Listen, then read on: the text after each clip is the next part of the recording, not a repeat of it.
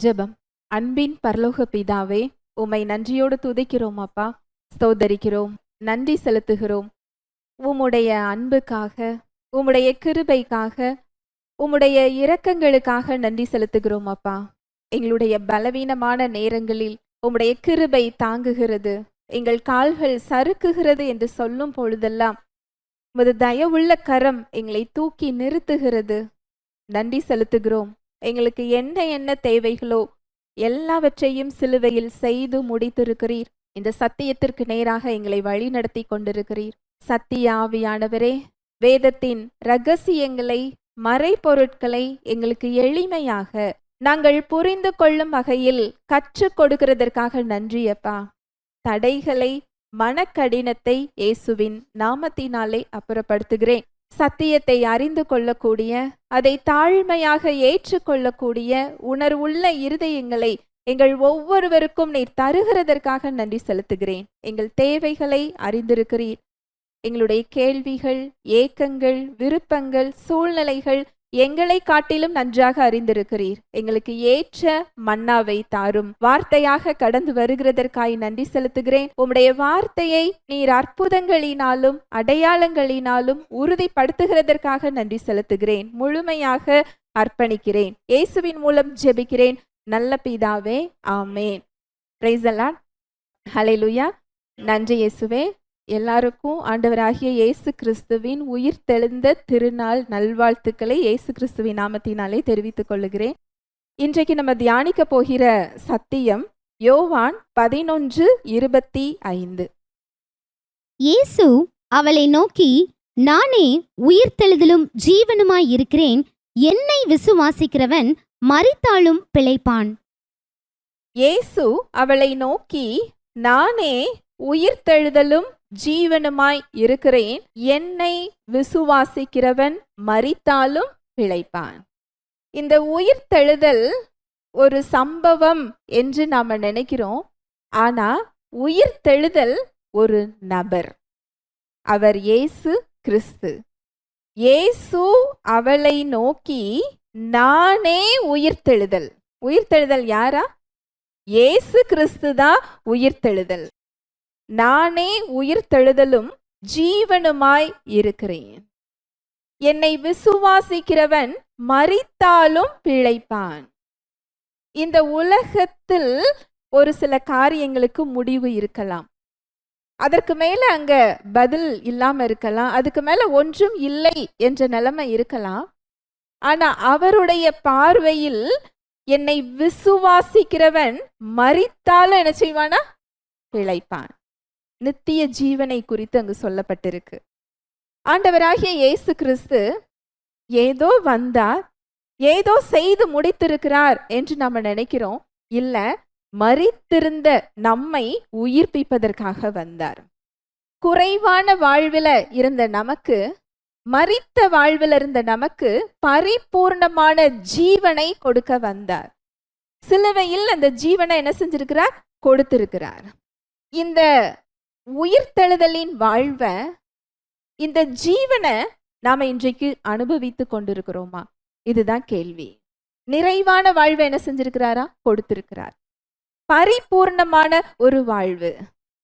அவருடைய வாக்கு தத்தங்கள் எல்லாம் அவருக்குள் ஆம் என்றும் ஆமேன் என்றும் இருக்கிறது. அவருடைய வார்த்தை ஆவியாயும் ஜீவனாயும் இருக்கிறது. அவர் வெறுமனே வார்த்தை என்ன செய்யறதில்ல? பேசுறதில்ல. அவர் வாயிலிருந்து ஒரு வார்த்தை வருகிறதா, அது ஆவியாயும் ஜீவனாயும் இருக்கிறது. அதுல ஜீவன் இருக்கு. அதுவும் பரிபூர்ணமான ஜீவன், உயிர்ப்பிக்கிற ஜீவன். இங்க இயேசு கிறிஸ்து நம் இடத்தில், நம் சார்பில் நிற்பதற்காக, நமக்கு சமாதானத்தை உண்டு பண்ணும் ஆக்கினை அவர் ஏற்றுக்கொள்வதற்காக இங்கு இறங்கி வந்தார்.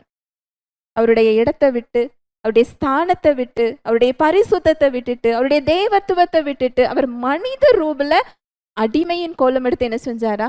வந்தார். நம்முடைய பாவத்தின் தண்டனையை அவர் ஏற்றுக்கொண்டு நாம் தேவனுடைய நீதியை பெறும்படிக்கு அவர் என்ன செஞ்சாரா? ஆக்கினைக்கு உட்படுத்தப்பட்டார் என்று வேதம் சொல்லுகிறது. அவர் சீஷர்களோடு இருக்கும் பொழுதே தேவகுமாரன் மனுஷகுமாரன் அங்கு சிலுவை மரணத்தை சந்திக்கணும், 3ஆம் நாள் உயிர்த்தெழுவேன் அப்படிங்கிற வார்த்தையை அவர் என்ன செய்கிறார்? சொல்கிறார். ஆனா சீஷர்களுக்கு அதை என்ன செய்யறது இல்ல, புரியல. அந்த நாளும் வருது, சிலுவையில அந்த மரணத்தையும் அவர் ஏற்றுக்கொள்ளுகிறார். 3ஆம் நாள் அதிகாலையில அவரோடு இருந்த அந்த பெண்கள் அவருடைய உடலுக்கு பரிமள தைலத்தை பூசுகிறதுக்காக என்ன செய்யறாங்க? போறாங்க. அங்க என்ன நடக்குது பாருங்களேன். லூக்கா 24:5-6 வாசிக்கலாம்.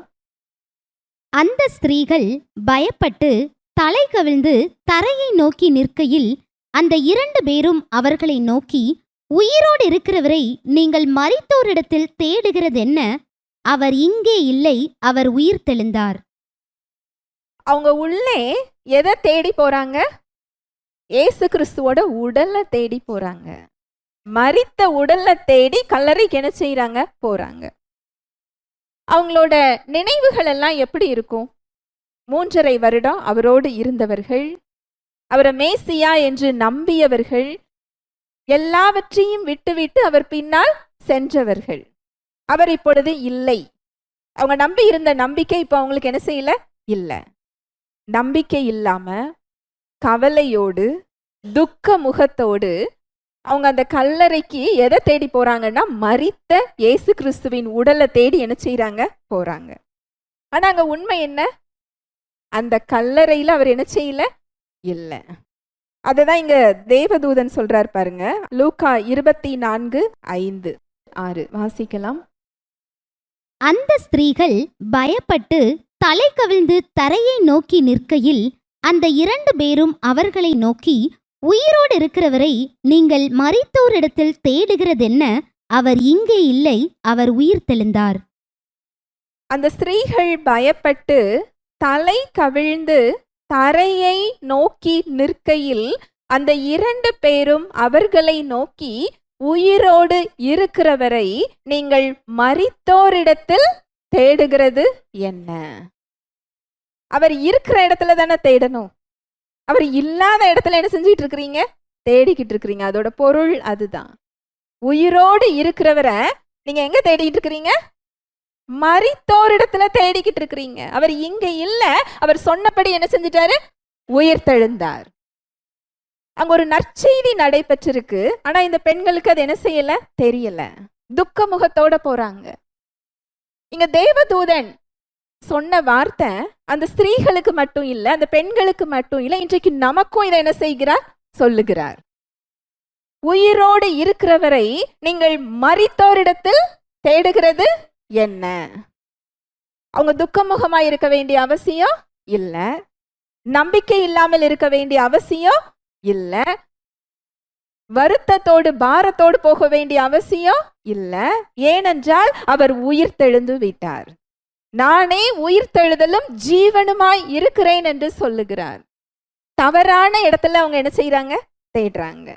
இன்றைக்கு நாமும் அவரை எப்படிதான் தேடிக்கிட்டு இருக்கிறோம்? தவறான இடத்துல என்ன செஞ்சுக்கிட்டு இருக்கிறோம்? தேடிக்கிட்டு இருக்கிறோம். இன்றைக்கு நம்மை பார்த்து சொல்லப்படுகிற வார்த்தை, உயிரோடு இருக்கிறவரை மரித்தோரிடத்தில் தேடுகிறது என்ன? இன்றைக்கு அவர் வெளியில இல்ல, அந்த வல்லமை இன்றைக்கு நமக்குள்ள இருக்கு.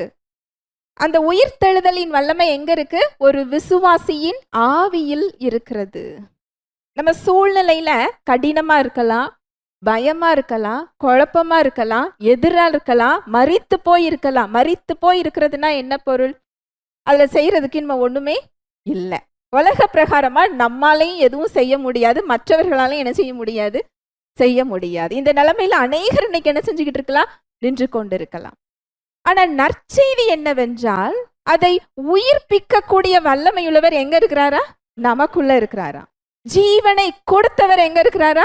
நமக்குள்ள இருக்கிறாரா? பரிபூர்ணமான ஜீவன். பரிபூர்ணமான ஜீவன்கிறது அவருடைய வாழ்வு, அவருடைய சமாதானம், அவருடைய சந்தோஷம், அவருடைய நீதி, அவருடைய பரிசுத்தம், அவருடைய பாதுகாப்பு, அவருடைய ஞானம், அவருடைய வழிநடத்துதல், அவருடைய ஆலோசனை எல்லாமே அந்த ஜீவனில் அடங்கி இருக்கிறது. இது வெளியே இல்லை, எங்க இருக்குதா? உள்ள இருக்குதா. உங்களுக்கு ஒரு சின்ன உதாரணம் சொல்றேன். ஒரு வீட்டில் டிவி இருக்கலாம், ஃபேன் இருக்கலாம், வாஷிங் மிஷின் இருக்கலாம், எல்லா தேவையான பொருட்களும் இருக்கலாம். கரண்ட் இல்லை அப்படின்னு சொன்னா அது பயன்படுத்த முடியுமா? முடியாது. எல்லா பொருட்களும் இருந்தாலும் கரண்ட் இல்லைன்னா அது செயல்படாது. அது போல நம்ம படிச்சிருக்கலாம், பதவியில இருக்கலாம், அந்தஸ்துல இருக்கலாம், அழகு இருக்கலாம், எல்லாமே இருக்கலாம் உலகத்துல. ஆனா இந்த உயிர்ப்பிக்கிற வல்லமை செயல்படல, அந்த வாழ்வுல நாம இல்லைன்னு சொன்னா மரித்த நிலைமை தான். ஹல்லேலூயா, பிரைஸ் தி லார்ட். நான் சொல்றது புரியுதா? இன்றைக்கு விசுவாசிகள் அநேகர் இந்த இடத்துல தான் என்ன செஞ்சுக்கிட்டு இருக்கிறோம்? நின்று கொண்டிருக்கும். எல்லாம் இருக்கு, ஆனா அந்த வல்லமை இன்னும் என்ன செய்யல? செயல்பட விடாம இருக்கு. ஏன் இருக்குதுன்னா அது அவர் கையில இல்லை. யார் கையில இருக்கு? நம்ம கையில இருக்கு. இங்க இந்த பெண்கள் எப்படி உயிரோடு எழுந்தவரை மரித்தோர் இடத்துல போய் தேடுறாங்களாம், கல்லறையில போய் தேடுறாங்களாம். அவர் என்ன செஞ்சுட்டாரு? உயிர் தெழுந்துட்டாரு. இன்றைக்கும் மனிதர்கள், விசுவாசிகள் அவரை எங்க தேடிக்கிட்டு இருக்கிறோம்? மரித்தோர் இடத்துல தேடிக்கிட்டு இருக்கிறோம். அவர் சொல்றாரு, நானே உயிர் தெழுதலும் ஜீவனுமாய் இருக்கிறேன். அது ஒரு வரலாறு கிடையாது, அது ஒரு சம்பவம் கிடையாது. உயிர் தெழுதல் என்பது ஒரு நபர், அவர் இயேசு கிறிஸ்து. அந்த உயிர்ப்பிக்கிற வல்லமை இன்றைக்கு நமக்குள் இருக்கிறது. ஹல்லேலூயா, பிரைஸ் தி லார்ட். இந்த மரித்தோர் இடத்துல நாம எப்படி தேடுறோம்? தவறான இடத்துல நாம எப்படி அவரை தேடுறோம்? வாசிக்கலாம், எரேமியா 2:13. என் ஜனங்கள் 2 தீமைகளை செய்தார்கள். ஜீவ தண்ணீர் ஊற்றாகிய என்னை விட்டுவிட்டார்கள். தண்ணீர் நிற்காத தொட்டிகளாகிய வெடிப்புள்ள தொட்டிகளை தங்களுக்கு வெட்டி கொண்டார்கள். இந்த வசனத்துல 2 தவறை தேவன் சொல்லுகிறார். என்ன சொல்றாரு? என் ஜனங்கள் 2 தீமைகளை செய்தார்கள். ஒன்று, ஜீவ தண்ணீர் ஊற்றாகிய எண்ணெய் என்ன செஞ்சிட்டாங்க? விட்டு விட்டார்கள். தண்ணீர் நிற்காத தொட்டிகளாகிய வெடிப்புள்ள தொட்டிகளை தங்களுக்கு வெட்டி கொண்டார்கள். இந்த வசனத்தை பார்க்கும்போது என்ன ஒரு புத்தி இல்லாத செயல்னு நமக்கு தோணும் இல்லையா? ஜீவ தண்ணீர்னா என்ன அர்த்தம்? பொங்கி வருகின்ற ஒரு ஊற்று, நிற்காமல் நிலையாக எப்பொழுதும் அது என்ன செஞ்சுக்கிட்டு இருக்கும்? ஓடிக்கொண்டே இருக்கும். ஒரு இடத்துல என்ன செய்யாது? நிற்காது. ஊற்றுனால என்ன செய்யும்? போய்கிட்டே இருக்கும். இந்த ஜீவ தண்ணீராகிய ஊற்றை அவங்க தேர்ந்தெடுக்காம எதை தேர்ந்தெடுத்தாங்களா? தண்ணீர் நிற்காத தொட்டி. அது ஊற்று இல்லை, அது என்னது? ஒரு தொட்டி. ஆனா அந்த தொட்டி எப்படி இருக்குதா? தண்ணீர் நிற்காதா. ஏன் தண்ணீர் நிற்காது? உடைஞ்சு போயிருக்கு, வெடிப்பு இருக்கு. ஓட்ட உள்ள பாத்திரத்துல தண்ணி விழுந்தா என்னாகும்? வெளியில என்ன செஞ்சிரும்? ஓடி போயிரும், அதுல நிற்காது. இது புத்திசாலித்தனமான ஒரு முடிவா? இல்ல. ஜீவ தண்ணீராகிய ஊற்ற தேர்ந்தெடுக்கிறத விட்டுட்டு எதை தேர்ந்தெடுக்கிறாங்களா? தண்ணீர் நிற்காத வெடிப்புள்ள தொட்டி. இன்றைக்கு விசுவாசிகள் இதை தான் என்ன செஞ்சுக்கிட்டு இருக்கிறோம்? தேர்ந்தெடுத்து கொண்டிருக்கிறோம். ஏனென்றால் சந்தோஷத்தை அவர்கிட்ட தேடாம எங்க தேடிக்கிட்டு இருக்கிறோம்? உலகத்துல தேடிக்கிட்டு இருக்கிறோம். நம்ம சந்தோஷத்தை உலகத்துல தேடணும்னா ஜீவ ஊற்ற தேர்ந்தெடுக்காம தண்ணீர் நிற்காத வெடிப்புள்ள தொட்டி என்ன செஞ்சுக்கிட்டு இருக்கிறோம்? தேர்ந்தெடுக்கிறோம். உயிரோடு எழுந்தவரை எங்க தேடிக்கிட்டு இருக்கிறோம்? கல்லறையில தேடிக்கிட்டு இருக்கிறோம். யார மாதிரி? இந்த பெண்கள் மாதிரி. இது என்றைக்கும் அந்த பெண்கள் அங்க கல்லறையில போய் தேடினாங்க நம்ம நினைச்சுக்கிட்டு இருக்கிறோம். இன்றைக்கு நாமளும் அதை தான் என்ன செஞ்சுக்கிட்டு இருக்கிறோம்? செஞ்சுக்கிட்டு இருக்கிறோம். சந்தோஷத்தை உலகத்துல தேடுறது மாத்திரம் இல்ல, சமாதானத்தை யார்கிட்ட தேடிக்கிட்டு இருக்கிறோமா? மனிதர்களிடத்தில் தேடி கொண்டிருக்கிறோம். இவங்க என் கூட இருந்தா எனக்கு சமாதானம், இவங்க என்கிட்ட பேசினா எனக்கு சமாதானம், அவங்க தயவு எனக்கு கிடைச்சதுன்னா சமாதானம், அவங்க என்னை விட்டு போயிட்டாங்கன்னா சமாதானம் இல்ல. ஆனா வசனம் சொல்லுது, இந்த உலகம் கொடுக்கிற பிரகாரம் இல்ல, ஒருவராலும் கொடுக்கவும் முடியாத, ஒருவராலும் எடுக்கவும் முடியாத என்னுடைய சமாதானத்தை உங்களுக்கு நான் தந்து விட்டு போகிறேன். அப்போ நம்ம சமாதானத்தை மனுஷங்க கிட்ட தேடணும் அப்படின்னா ஜீவ ஊற்றாகிய அவரை விட்டுட்டு வெடிப்புள்ள தண்ணீர் நிற்காத தொட்டி என்ன செய்யறோம்? தேர்ந்தெடுக்கிறோம். உயிரோடு எழுந்தவரை எங்க தேடிக்கிட்டு இருக்கிறோம்? கல்லறையில தேடிக்கிட்டு இருக்கிறோம். அந்த உயிர்ப்பிக்கிற வல்லமையை விட்டுட்டு தண்ணியே நிற்காத வெடிப்புள்ள ஒரு தொட்டியை என்ன செஞ்சுக்கிட்டு இருக்கிறோம்? பிடிச்சு வச்சிருக்கிறோம். அடுத்து நமக்கான தீர்வு, நமக்கான பதில், நம்ம பிரச்சனைகளுக்கான பதில எங்க தேடுறோம் அப்படின்னா, பணத்திலையும் பொருட்கள்லையும் உலகத்திலையும் மனுஷங்க கிட்ட என்ன செஞ்சுக்கிட்டு இருக்கிறோம், தேடுறோம். எல்லாத்துக்கும் பதில் எனக்கு இவ்வளவு பணம் இருந்தா போதும், இந்த தயவு இருந்தா போதும், இந்த இடத்துல எனக்கு இந்த பதவி கிடைச்சிட்டா என் பிரச்சனை எல்லாம் என்ன செஞ்சிரும், முடிஞ்சிரும், இவங்க என்கிட்ட வந்துட்டாங்கன்னா எல்லா பிரச்சனையும் முடிஞ்சிரும் என்று எங்க தேடிக்கிட்டு இருக்கிறோமா, உலகத்துல தேடிக்கிட்டு இருக்கிறோம். பணத்துல தேடுறோம், படிப்புல தேடுறோம், பதவியில தேடுறோம். எங்க தேடுறோம், தீர்வை உலகத்துல உள்ள எல்லா பொருட்கள் கிட்ட என்ன செஞ்சுக்கிட்டு இருக்கிறோம், தேடிக்கிட்டு இருக்கிறோம். ஆனா நானே வழியும் சத்தியமும் ஜீவனுமாய் இருக்கிறேன். அந்த பொருள் இந்த உலகத்துக்கு வேல்யூபிளா இருக்கலாம், ஆனா ஜீவன் யாருதான், இயேசு கிறிஸ்து மாத்திரமே ஜீவன். அவரை நம்ம தேர்ந்தெடுத்தோம் அப்படின்னு சொன்னா நமக்கு என்ன தீர்வு வேண்டுமோ இயல்பாகவே அது என்ன செய்யும், வரும். நமக்கு என்ன தேவையோ அது நிழல் போல பின்னாடி என்ன செய்யும், வரும்.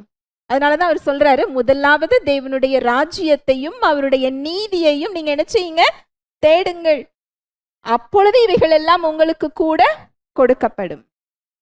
உங்களுக்கு ஒரு சில உதாரணங்கள் சொல்றேன்.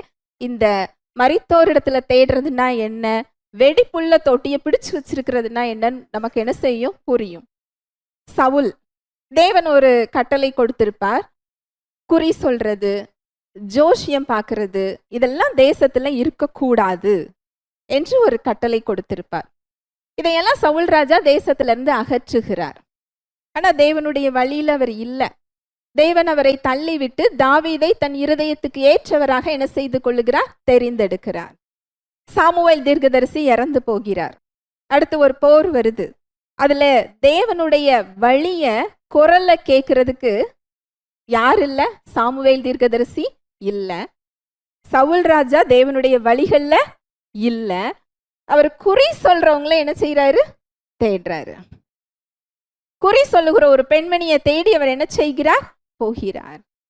ஆனா ஜீவனும் வழியும் யார்கிட்ட இருக்குது, தேவன் கிட்ட இருக்குது.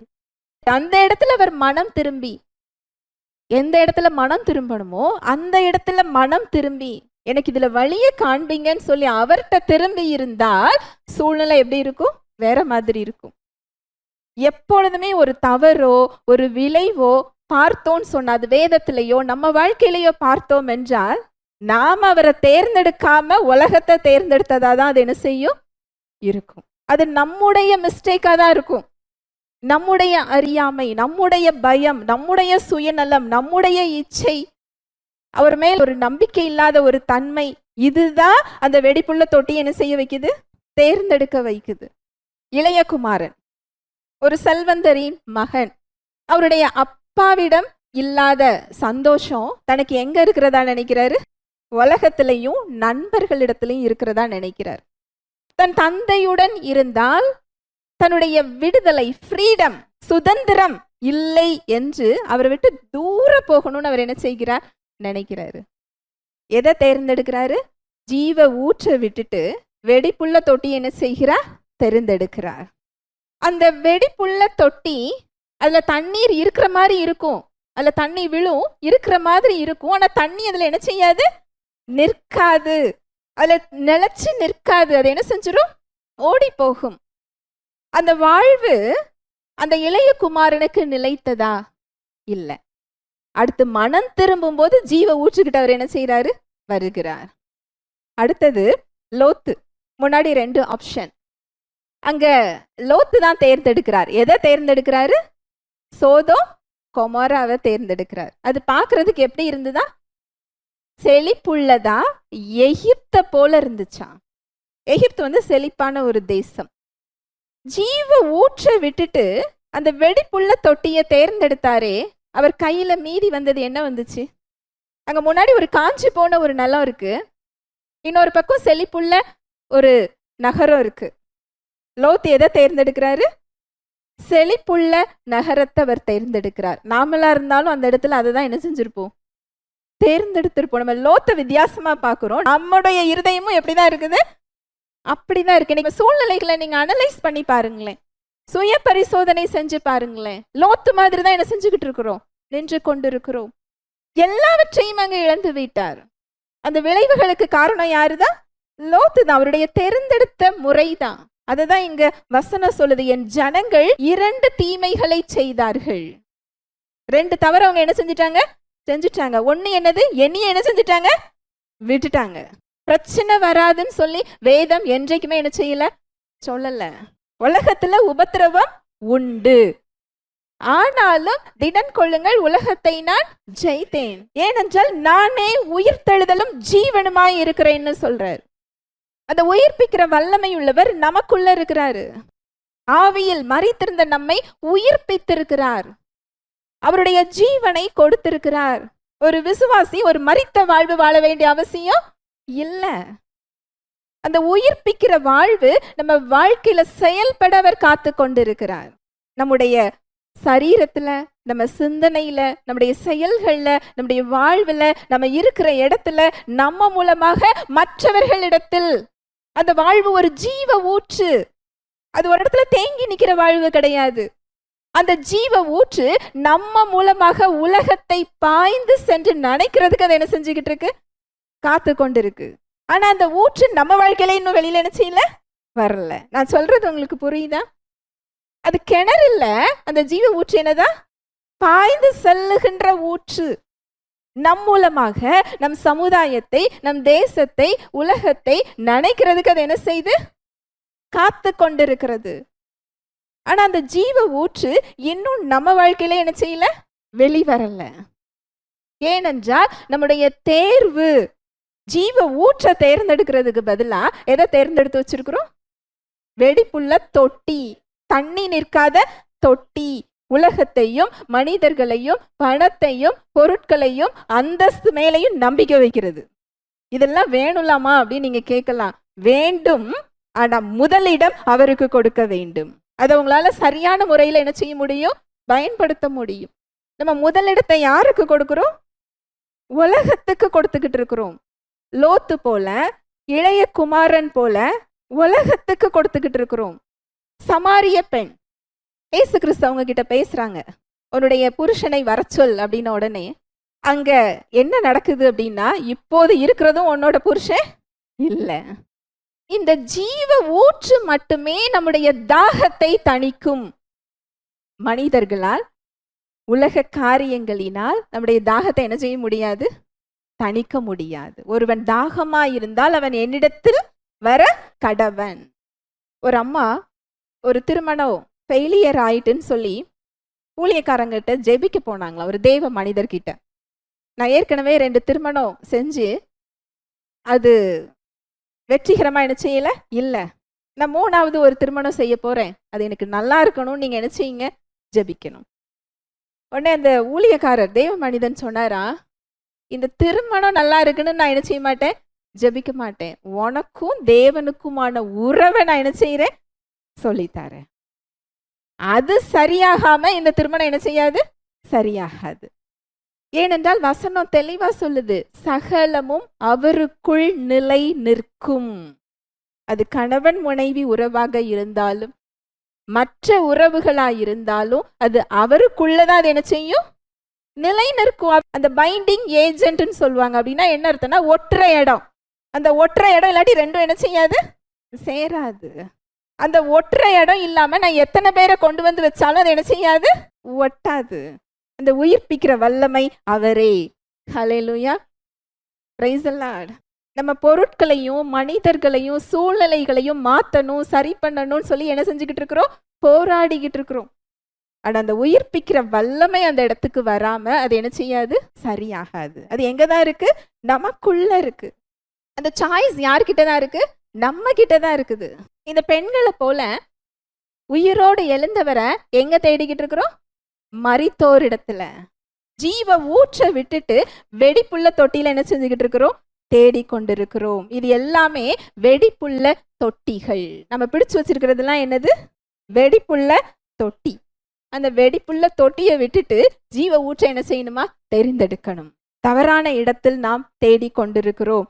அடுத்தது, லூக்கா 24:7 மனுஷகுமாரன் பாவிகளான மனுஷர் கைகளில் ஒப்புக் கொடுக்கப்படவும் சிலுவையில் அறையப்படவும் 3ஆம் நாளில் எழுந்திருக்கவும் வேண்டுமென்பதாக அவர் கலிலேயாவில் இருந்த காலத்தில் உங்களுக்கு சொன்னதை நினைவு கூறுங்கள் என்றார்கள். மனுஷகுமாரன் பாவிகளான மனுஷர் கைகளில் ஒப்பு கொடுக்கப்படவும் சிலுவையில் அறையப்படவும் 3ஆம் நாளில் எழுந்திருக்கவும் வேண்டும் என்பதாக அவர் கலிலேயாவில் இருந்த காலத்தில் உங்களுக்கு சொன்னதை நீங்க என்ன செய்யுங்க, நினைவு கூறுங்கள். இயேசு கிறிஸ்து எதுவும் சொல்லாம அங்க என்ன செய்யல. ஏற்கனவே பல முறை சிலுவை மரணத்தையும் உயிர்த்தெழுதலை குறித்தும் சீஷர்களுக்கு அவர் என்ன செய்திருக்கிறார், சொல்லி இருக்கிறார். தெரியாம திடீரென அது என்ன செய்யல, நடக்கல. திட்டமிட்டது தேவனுடைய சித்தம், அதை சீஷர்களுக்கு அவர் வெளிப்படுத்தி இருக்கிறார். இத அவங்க நினைவு கூர்ந்தாங்கன்னு சொன்னா இந்த பெண்கள் கலங்க வேண்டியதும் இல்ல, சீஷர்கள் பயப்பட வேண்டிய அவசியமும் இல்லை. அப்போ இந்த நம்பிக்கை இல்லாத இடம், பயந்து போற இடம், கவலை, பாரம் அதெல்லாம் எதனால வருதுன்னா அவருடைய வாக்குத்தத்தத்தை மறப்பதுனால வருது. நான் சொல்ல வருது புரியுதா? அது அவங்க ஞாபகம் வச்சிருந்தாங்க அப்படின்னு சொன்னா மரித்தோர்ட்ட இருந்து வந்து அவங்க என்ன செஞ்சிருக்க மாட்டாங்க, தேட மாட்டாங்க. அவர் உயிரோடு எழுந்து நம்மை தேடி வருவார நிச்சயத்தோட எங்க காத்துக்கிட்டு இருப்பாங்க, வீட்டுல காத்துக்கிட்டு இருப்பாங்க. சுவிசேஷத்துல சொல்லப்பட்டிருக்கும், சீஷர்கள் யூதருக்கு பயந்ததினால் வீட்டை பூட்டிக்கிட்டு என்ன செஞ்சாங்களா, உள்ள உட்கார்ந்துருந்தாங்களாம். ஏன் இந்த நிலைமை? வாக்கு தத்தத்தை அவங்க என்ன செஞ்சிட்டாங்க, மறந்துட்டாங்க. இந்த வாக்கு தத்தத்தை மறக்கிறதுனாலதான் பயம் வருது, சந்தேகம் வருது, தோற்று போன உணர்வு வருது, குழப்பம் வருது, கவலை வருது, பாரம் வருது. எதனால வருது? வாக்கு தத்தத்தை மறந்ததுனால. இன்றைக்கும் விசுவாசிகளுக்கு இந்த உணர்வுகள் வந்தால், சந்தேகம், கவலை, பாரம், பயம் இதெல்லாம் வந்ததுன்னா நாமளும் என்ன செய்யறோம், வாக்குத்தத்தத்தை மறந்துகிட்டு தான் இருக்கிறோம். இன்னைக்கு தேவதூதன் சொன்னது அவங்களுக்கு மாத்திரம் இல்லை, நமக்கும் சொல்றாரு. உங்களுக்கு சொன்னதை நீங்க என்ன செய்யுங்க, நினைவு கூறுங்க. வார்த்தை கொடுக்கப்பட்டிருக்கு, உன்னை காக்கும்படிக்கு நான் உன்னுடனே கூட இருக்கிறேன்.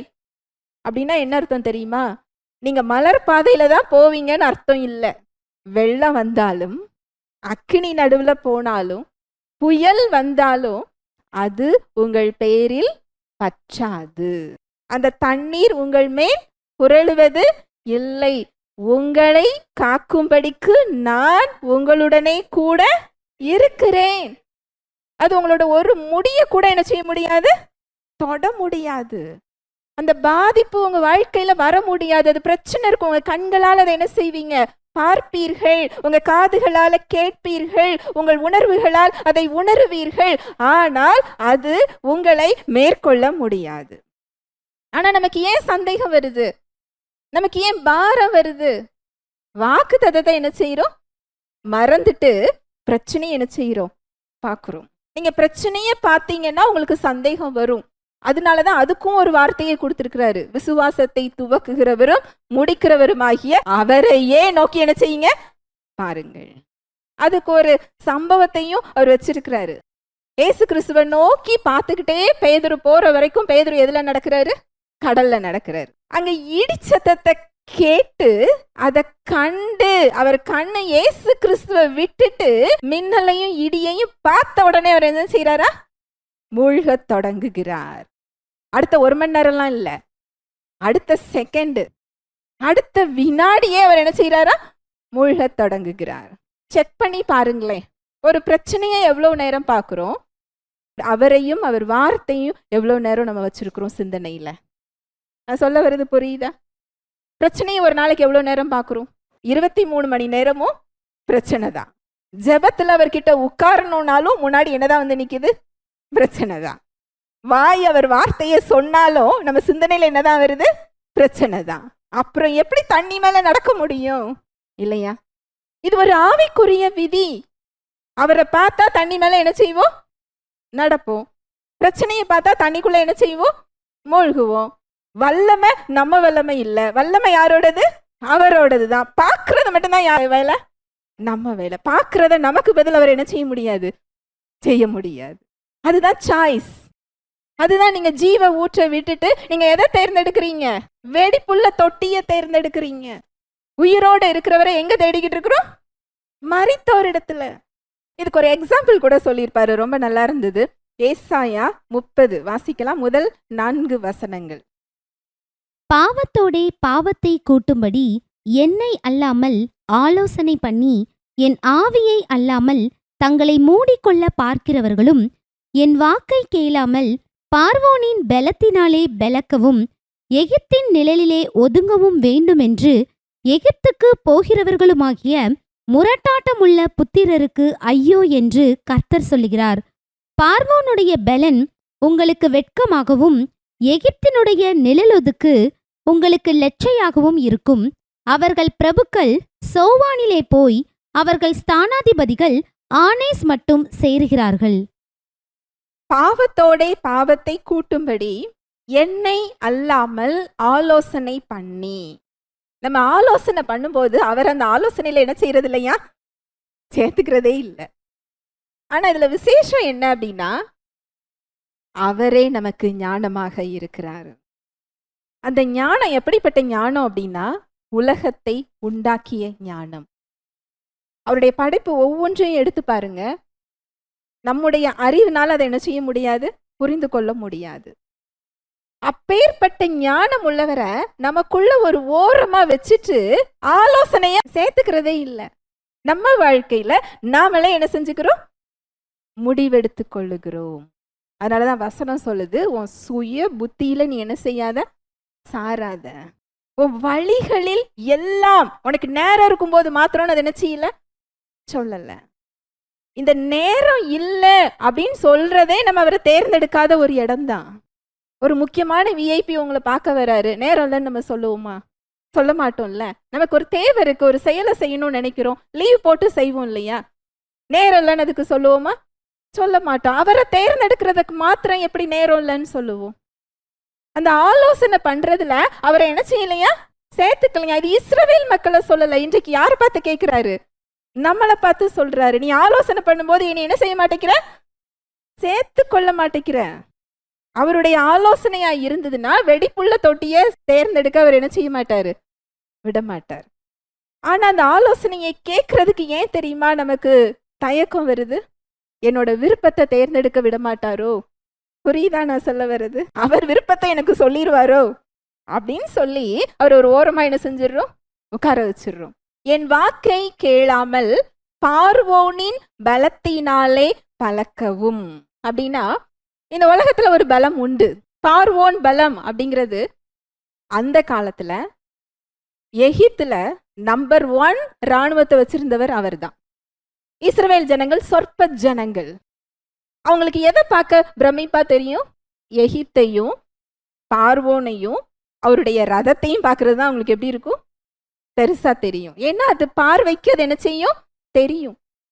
என் வாக்கை கேளாமல் பார்வோனின் பலத்தினாலே பலக்கவும் எகிப்தின் நிழலிலே ஒதுங்கவும் வேண்டும் என்று. எகிப்து செழிப்பாதான் இருக்கு. நம்ம நிற்கிற இடம் ஒன்றுமில்லாமல் இருக்கலாம். ஆனா தேவன் உங்க கண் பார்க்கிற இடத்துக்கு நீ போனவர் நம்மள என்ன செய்யல? சொல்லல. நீ ஆலோசனையை கேளு, நீ நிற்கிற இடத்தில் நான் உனக்கு தருவேன்னு சொல்றாரு. ஹல்லேலூயா, பிரைஸ் தி லார்ட். இஸ்ரவேல் மக்களுக்கு ஒரு போர் வருது. அவங்க கையில ராணுவம் அதிகம் இல்லை. எகிப்துல போய் அந்த ராணுவ பலத்தை வாங்கணும்னு அவங்க என்ன செய்யறாங்க? நினைக்கிறாங்க. இது தப்பா சரியா? சரிதான். ஆனா தேவன் பார்வையில என்ன சொல்றாரு? என் ஆலோசனையை நீங்க என்ன செய்யல? கேட்கல. என் பலத்துல நிக்காம அவங்க பலம் வேணும்னு என்ன செய்றீங்க? போறீங்க. நான் ஒரு கேள்வி கேட்கிறேன். இந்த செயலை நம்ம வாழ்க்கையில நம்ம செய்யறோமா? செய்யறோம். எல்லா பகுதியிலும் என்ன செஞ்சுட்டு இருக்கிறோம்? செஞ்சுக்கிட்டு இருக்கிறோம். அதனாலதான் உயிர்ப்பிக்கிற வல்லமை என்ன செய்யல? வெளிப்படல. அவரை நம்பும் போது, அவரை பிடித்து கொள்ளும் போது குறைவுகளோ பலவீனங்களோ பிரச்சனைகளோ போராட்டங்களோ எதிர்ப்புகளோ அவமானங்களோ இல்லை என்று வேதம் சொல்லல. அந்த கர்ஜிக்கிற சிங்கம் என்ன செய்யும்? கர்ஜிக்க தான் செய்யும். அந்த சத்தத்தை நம்மளால என்ன செய்ய முடியும்? கேட்க முடியும். அதுக்கு மத்தியில அவரை நோக்கி பார்க்க சொல்றாரு. அப்பதான் வாக்குத்தத்தம் நமக்கு என்ன செய்ய வரும்? ஞாபகம் வரும். நான் உனக்கு பயமுள்ள ஆவியை தரவில்லை, பலமும் அன்பும் தெளிந்த புத்தியும் உள்ள ஆவியை தந்திருக்கிறேன்னு சொல்றாரு. ஒரு பிரச்சனையில எனக்கு பயம் வருதா? என் கண்ணை பிரச்சனையை விட்டுட்டு எங்க எடுத்து பார்க்கணும்? அவரை நோக்கி பார்க்கணும். எனக்கு பயமுள்ள ஆவி தரல, எனக்கு பலமும் அன்பும் தெளிந்த புத்தியும் உள்ள ஆவி தந்திருக்கிறார். அவரை நோக்கி பார்க்கும்போது நான் தனியா இல்ல, நான் கிறிஸ்துவுக்குள்ள என்ன செய்றேன்? இருக்கிறேன். என்னை பலப்படுத்துகிற கிறிஸ்துவினாலே எல்லாவற்றையும் செய்ய எனக்கு பலன் உண்டு. கிறிஸ்துவுக்குள் நான் முற்றிலும் ஜெயம் கொள்ளுகிறவளாய் இருக்கிறேன். எனக்கு ஏற்கனவே சிலுவையில வெற்றி கொடுக்கப்பட்டிருக்கிறது. இந்த இடத்துல நான் தோற்று போக போறது இல்ல, தேவன் என்னை சாட்சியாக நிறுத்த போகிறார். இது நீங்க அவரை நோக்கி பார்க்கும்போதுதான் இந்த வாக்குத்தத்தம் என்ன செய்ய வரும்? ஞாபகம் வரும். உங்க அடையாளத்தை அவர்ல தான் நீங்க பார்க்க முடியுமே தவிர உங்க சூழ்நிலைகள்லயோ உங்க வாழ்க்கையிலையோ உங்க அடையாளத்தை நீங்க என்ன செய்ய முடியாது? பார்க்க முடியாது. அது உங்கள் அடையாளமும் அல்ல. அவரது வார்த்தை மாத்திரமே உங்களது அடையாளத்தை சொல்லும். இந்த உயிர்ப்பிக்கிற வல்லமையானது உங்களுடைய பயத்தை போக்கி தைரியத்தை கொடுக்க காத்திருக்கிறது. இந்த உயிர்ப்பிக்கிற வல்லமையானது உங்க பலவீனத்தை மாற்றி உங்களுக்கு பலத்தை கொடுக்க காத்திருக்கிறது. இந்த உயிர்ப்பிக்கிற வல்லமையானது, இந்த உயிர்ப்பிக்கிற வாழ்வானது உங்க பாவத்திலிருந்து உங்களை தூக்கி எடுத்து அவரது பரிசுத்தத்தை வெளிப்படுத்த என்ன செஞ்சுக்கிட்டு இருக்கு? காத்து கொண்டிருக்கிறது. இந்த உயிர்ப்பிக்கிற வாழ்வானது, அந்த வல்லமையானது நம்முடைய வழிகள்ல இருந்து நம்மை மாற்றி அவர் வழியில நிறுத்துகிறதுக்கு அதை என்ன செஞ்சுக்கிட்டு இருக்கு? காத்து கொண்டிருக்கிறது. நம்முடைய குழப்பத்தை, நம்முடைய கவலையை போக்கி அவரது சமாதானத்தை தர காத்திருக்கு. நம்முடைய பயத்தை போக்கி அவரது சந்தோஷத்தை தர காத்து கொண்டிருக்கிறது. நோயை நீக்கி சுகத்தை தர அது என்ன செஞ்சுக்கிட்டு இருக்கு? காத்து கொண்டிருக்கிறது. குறைவுகளை போக்கி அவரது பலன்களால நிரப்பது என்ன செஞ்சுக்கிட்டு இருக்கு? காத்து கொண்டிருக்கிறது. திருப்தியை தர காத்து கொண்டிருக்கிறது. உப்பு தண்ணியை குடிச்சா தாகம் போகுமா? இல்ல. நல்ல தண்ணி குடிச்சாதான் தாகம் போகும். நீங்க அவரை அனுபவிக்கும் பொழுதுதான் அந்த திருப்தியை என்ன செய்ய முடியும்? பெற்றுக்கொள்ள முடியும். உலகத்திலையும் மனிதர்கள்கிட்டையும் பொருட்கள்லையும் தேடுகிற வரைக்கும் நம்முடைய தாகம் என்ன செய்யாது? நிற்காது. இந்த ஏசாயா 30 ரொம்ப அழகா சொல்லப்பட்டிருக்கும். நீங்க எகிப்தை நம்புனீங்கன்னு சொன்னா அது உங்களுக்கு வெட்கம், அவமானம். எகிப்தின் பலத்தினால் உங்களை என்ன செய்ய முடியாது? பாதுகாக்க முடியாது. தெளிவா அதுல சொல்லப்பட்டிருக்கு. நம்ம நம்முடைய சுயத்துல, நம்முடைய பலத்துல நம்ம போய் பார்க்கும் பொழுது அநேக இடத்துல வெட்கத்தையும் அவமானத்தையும் குறைவுகளையும் என்ன செஞ்சுக்கிட்டு இருக்கிறோம்? பார்த்துக்கிட்டு இருக்கிறோம். அந்த பிரச்சனையை பார்க்கும்போது வாக்குத்தத்தத்தை என்ன செஞ்சிடறோம்? மறந்து போய் விடுகிறோம். அடுத்து 3வது பாயிண்ட், லூக்கா 24:6. அவர் இங்கே இல்லை, அவர் உயிர்த்தெழுந்தார். அது கல்லறை தான். ஒரு கல்லறையை பார்க்கும்போது நமக்கு என்ன ஞாபகம் வரும்? முடிஞ்சு போச்சு, அதுல இனிமே ஒன்றும் இல்லை. ஆனா அங்க என்ன நடக்குது பாருங்க. அது கல்லறை தான். அவர் இங்கே இல்லை, அவர் என்ன செஞ்சிட்டாரு? உயிர்த்தெழுந்தார். கல்லறை மரித்து போன விஷயம் நமக்கு ஒரு முடிவாக இருக்கலாம், ஆனால் தேவனுக்கு அது ஒரு முடிவு அல்ல. அது ஒரு புதிய ஆரம்பம், புதிய தொடக்கம். மனுஷங்க முடிஞ்சு போயிட்டுன்னு சொல்லிட்டாங்க. இல்ல, ஏசு கிறிஸ்து உயிரோடு எழும்போது நம்மையும் அவருக்குள்ளாக சேர்த்து விட்டார். ஒரு புது வாழ்வு, மனுக்குலத்துக்கு ஒரு புது வாழ்வு. மரித்திருந்த நாம் உயிர்ப்பிக்கப்படுகின்ற ஒரு வாழ்வு. அடிமையாக இருந்த நாம் உன்னதத்தில் இருக்கக்கூடிய ஒரு வாழ்வு, அவரோடு இருக்கக்கூடிய ஒரு வாழ்வு. குறைவான ஜீவனை பெற்றிருந்த நாம் தேவ ஜீவனை பெற்றுக்கொள்ளக்கூடிய ஒரு வாழ்வு, ஒரு புதிய ஆரம்பம். கல்லறை அங்க என்னவா இருந்தது? ஒரு புதிய ஆரம்பமா இருந்தது. அதுதான் மார்த்தாள் கிட்ட சொல்றாரு. அந்த கல்லை புரட்டி போடுன்னு சொல்லும் போது, போதகரே அது நாருமேன்னு சொல்றாங்க. நீ விசுவாசித்தால் தேவனுடைய மகிமையை காண்பாய். யவீரு, அவருடைய மகள் மரண தருவாயில இருக்கிறா. ஏசு கிறிஸ்து எப்படியாவது கூட்டிட்டு போய் ஜெபிச்சு உயிரோட எழுப்பணும்னு நினைக்கிறாரு. பெரும்பாடுள்ள ஸ்திரீ இடையில என்ன செஞ்சிடறாங்க? போயிடுறாங்க. 12 வருஷ கதையை அவர்கிட்ட பேசுறாங்க. ஒரு நாள் கதை இல்ல, எத்தனை வருஷ கதை? 12 வருஷம். அங்க அவரோட பொண்ணு எப்படி இருக்கிறாளா? மரண தருவாய். யவீர் எப்படிப்பட்ட இடத்துல நின்று கொண்டிருப்பார் இல்லையா? அவர் காத்துக்கிட்டு இருக்கிறாரு. முள் மேல நெருப்பு மேல நிற்கிற ஒரு அனுபவம் தான். அவரோட வேலைக்காரன் வந்து சொல்றாரு, போதகரை என்ன செய்யாதீங்க, வருத்தப்பட வைக்காதீங்க. உங்க பொண்ணு என்ன செஞ்சிட்டா? மரிச்சு போயிட்டா, முடிஞ்சு போச்சு.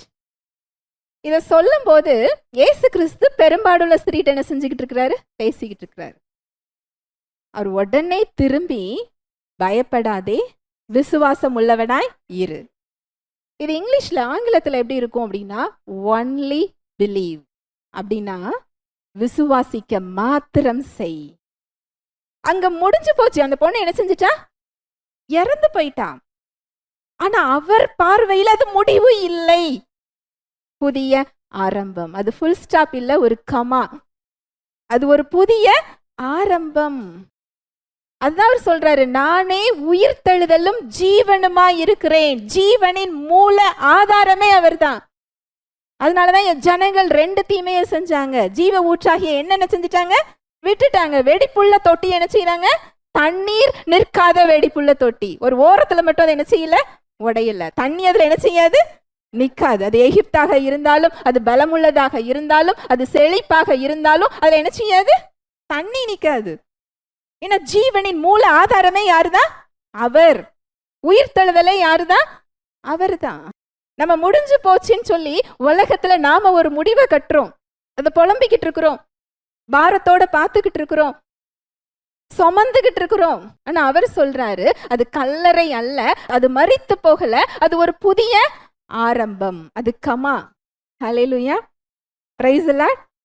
அது உங்களோட நோயா இருக்கலாம், பலவீனமா இருக்கலாம், குறைவுகளா இருக்கலாம், உடைஞ்சு போன உறவுகளா இருக்கலாம், குடும்பமா இருக்கலாம். என்ன காரியமா இருந்தாலும் சரி, அது மரிச்சு போயிட்டு நீங்க நினைச்சீங்கன்னா அது மரித்து போகல, அது ஒரு புதிய ஆரம்பமாக மாற்ற அந்த உயிர்த்தெழுதல் உள்ள வல்லமையுள்ள ஆவியானவர் எப்படி இருக்கிறாரு? நமக்குள்ள இருக்கிறாரு. நானே உயிர்த்தெழுதலும் ஜீவனுமாய் இருக்கிறேன். அந்த உயிர்த்தெழுந்த வல்லமை இன்றைக்கு உங்களுக்குள் இருக்கிறது. அதை உயிர்ப்பிக்கிறதற்காக உங்களுக்குள்ள என்ன செஞ்சுக்கிட்டு இருக்கு? காத்து கொண்டிருக்கிறது. தேவன் இன்னும் முடிக்கல. உலகம் அதை என்ன செஞ்சிருக்கலாம்? முடிச்சிருக்கலாம். அவர் இன்னும் அதை என்ன செய்யல? முடிக்கல. அவர் இன்னும் அந்த சம்பவத்தை இன்னும் எழுதி என்ன செய்யல? முடிக்கல. ஆத்தர் யாருதான்? அவர்தான். அதை தொடங்கினவர் யாருதான்? அவர்தான். தொடங்கினவர் இன்னும் அந்த காரியத்தை என்ன செய்யல? முடிக்கல. பெண் அவர் இன்னும் கீழே வைக்கல. நாம ஒரு முடிவு கட்டி என்ன செஞ்சிடறோம்? முடிஞ்சிட்டுன்னு என்ன செய்யறோம்? நினைக்கிறோம். அவர் இன்னும் முடிக்கவில்லை. ஹல்லேலூயா, பிரைஸ் தி லார்ட். அடுத்தது, உயிர்த்தெழுந்த கிறிஸ்து ஒரு சம்பவமா பார்க்கிறோம், ஒரு வரலாறா பார்க்கிறோம். ஆனா அவர் நிகழ்கால உண்மை. அது வாழ்ந்து கொண்டிருக்கும் ஒரு உண்மை. இப்பொழுது நாம் அனுபவிப்பதற்கு நமக்குள் காத்து கொண்டிருக்கிற ஒரு வல்லமை. இந்த சத்தியத்தை நாம தெரிஞ்சுக்கிட்டோம் அப்படின்னா அவரை நம்மால் நம் வாழ்வில் அனுபவிக்க முடியும். அதனாலதான் அவருடைய வசனம் சொல்லுது, கர்த்தர் நல்லவர் என்பதை என்ன செய்யுங்க? ருசிச்சு பாருங்க. அவரை அனுபவிக்க சொல்றாரு. அவருடைய சமாதானத்தை, அவரது சந்தோஷத்தை, அவரது கிருபைய, அவரது அன்பை, அவரது தயவை, அவரது இரக்கத்தை, அவருடைய வாழ்வை, அவருடைய பரிசுத்தத்தை, அவரது நீதிய, இதெல்லாம் அனுபவிக்கிறதுக்கு தான் அவர் நமக்குள்ள என்ன செய்யறாரா? இருக்கிறார். அவர் ஒரு வாழும் உண்மை. வாசிக்கலாம், வெளிப்படுத்துதல் 1:18.